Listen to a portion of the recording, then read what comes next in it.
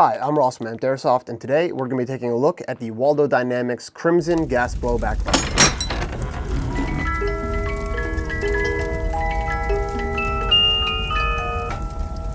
So what we're going to be doing today is taking a look at the Crimson Gas Blowback Bucking by Waldo Dynamics. This is a 65-degree NBR rubber bucking.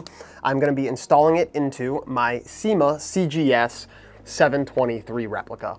This is a gas blowback replica, which is what the bucking is compatible with, and we'll go over some other compatibilities as we get into the install.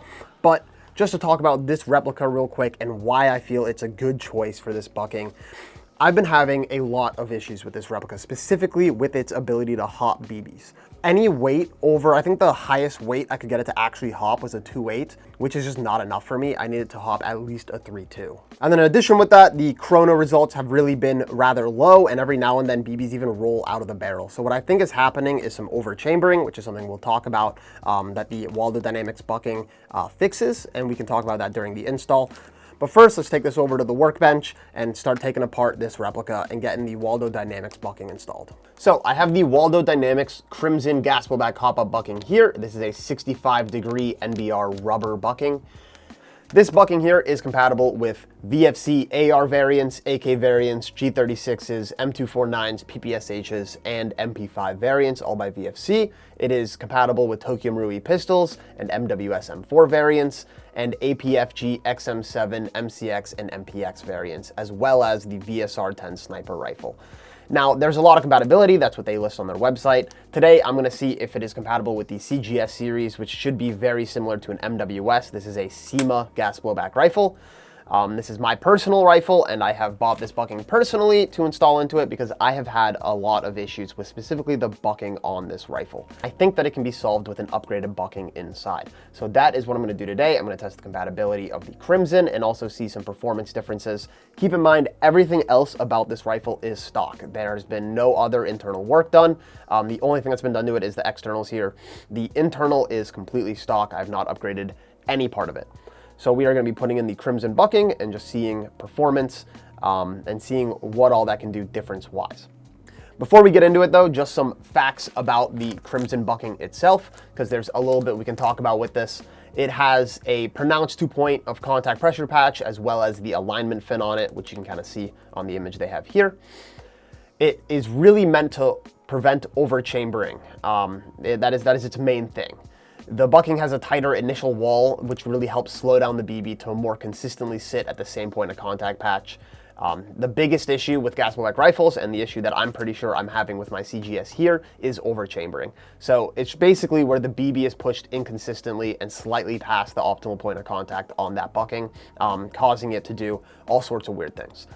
So the Crimson bucking is supposed to fix this by having a thick and durable initial opening, which takes considerable pressure for the BB to be pressed into the hop-up chamber, which should prevent over travel and achieve a more consistent flight path. So I'm going to take a look here and see if that is a possible solution for this replica. The stock bucking in this really lacks rigidity or surface contact needed to lift heavy BBs effectively, so we're gonna replace that. So to do that, we are gonna start by disassembling our rifle and taking our bucking out of it. So to begin, I will take the magazine out. No reason to have that in. We'll pop our body pin in the back here.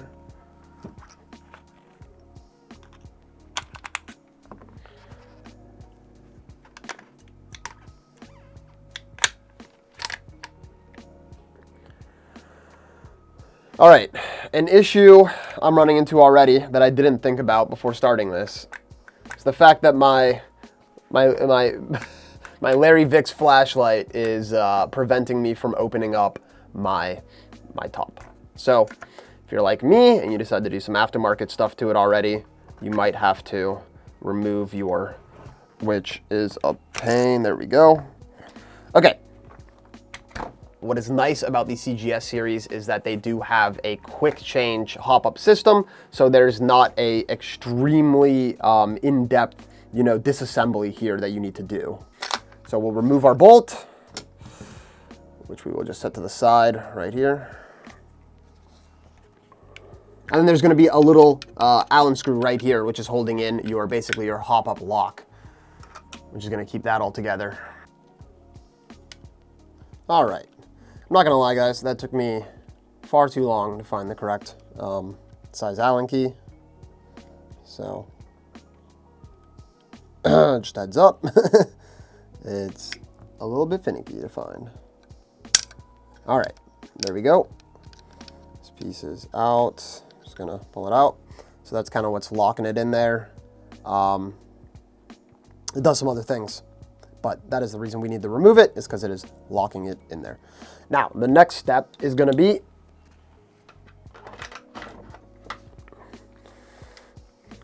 to remove our threads here.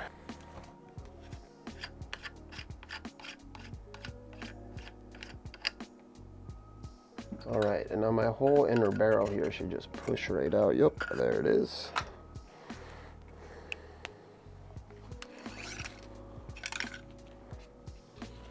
Here is our inner barrel hop-up, your hop-up arm, which pushes down on your nub. And then we have the bucking that is in there. So let's just disassemble this guy.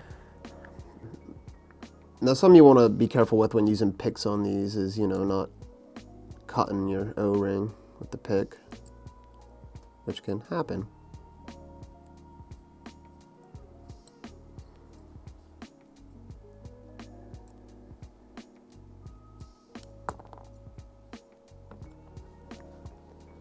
All right, opens right up just like that. Wow. So this guy is soaked in grease and stuff right now. It's kind of really gross, actually.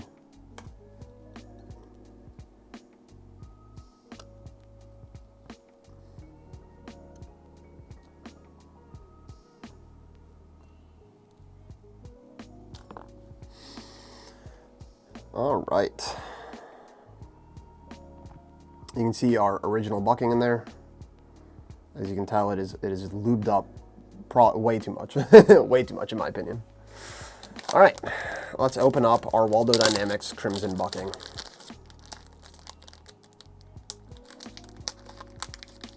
My hands are covered in lube now from the CGS bucking. Oh my gosh, I'm just ripping through this bag. I can't grab it for anything. There we go.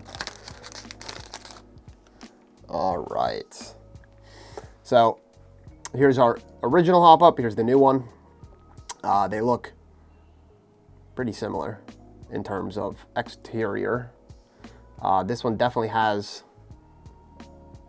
a lot more rigidity to it, specifically on the back end here where our fins are. So let's throw it on there. So we just want to line it up.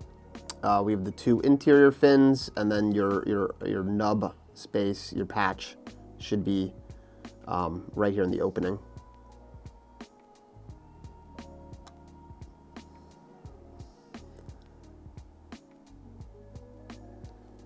So the bucking's on there, really easy to install.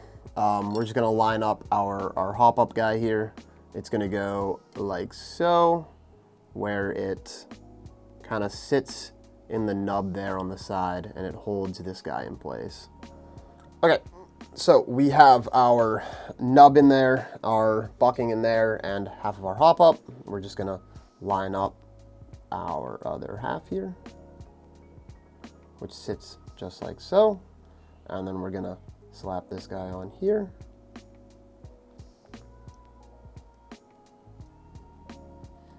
All right. And now that this is all together, we are just gonna get these O-rings back over it.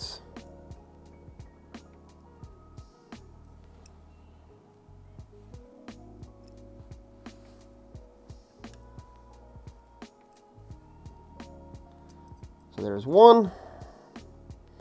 Let me get the other one over.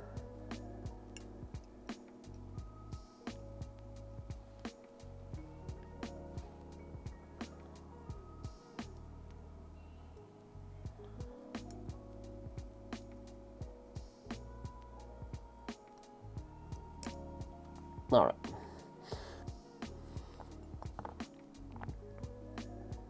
Okay. So I have the Waldo Dynamics Crimson installed. It took me a little bit just to get it on there right. I haven't really worked with the CGS hop-ups, and it was a little bit more kind of loose than a typical gas blowback hop-up, but it is in there very solid now. We have our kind of nub that sticks out right in the spot it needs to be. So we're all good to go to install it.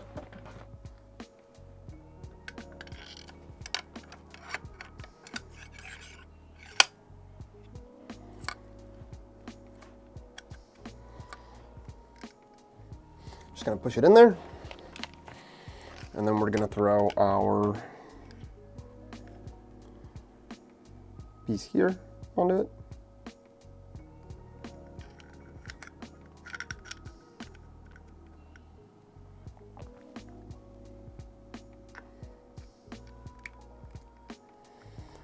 Now we are tightening it down.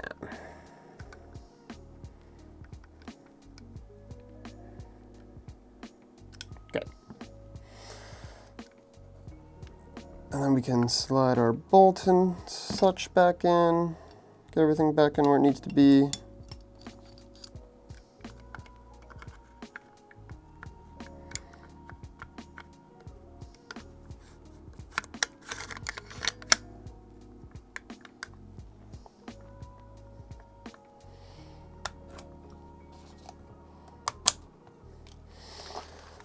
Can throw our bottom cap back on.